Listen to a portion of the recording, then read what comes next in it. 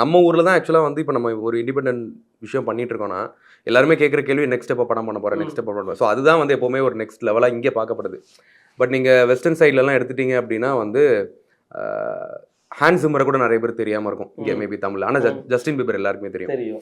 அங்கே அவங்க தான் பெரிய ஆளுங்க, இண்டிபெண்டன்ட் ஆர்டிஸ்ட் தான் ரொம்ப பெரிய ஆளுங்க. அவங்க படம்லாம் பண்ணிட்டு இருக்க மாட்டாங்க.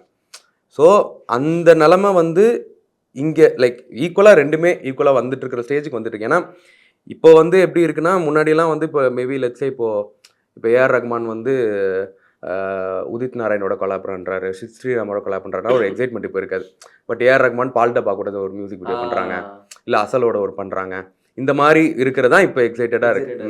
ப்ளஸ் இப்போ இண்டி சீன்லேயுமே ரொம்ப பயங்கரமாக எல்லாருமே விஷுவலாகவுமே க்ரியேட்டிவாக பண்ண ஆரம்பிச்சிட்டாங்க. லைக் இப்போ மக்களே சினிமா பாட்டுனா அது ஒரு பேட்டர்னில் இருக்கும், இண்டிபெண்டன்னா அது ஒரு மாதிரி கிரேசி அப்படி வேணா இருக்குங்கிற அந்த ஒரு எக்ஸ்பெக்டேஷனில் நிறையா பார்க்க ஆரம்பிக்கிறாங்க. ஸோ இந்த இண்டஸ்ட்ரியுமே நல்லா க்ரோ ஆகிட்டு இருக்கிற ஒரு ஃபேஸில் தான் இருக்குது.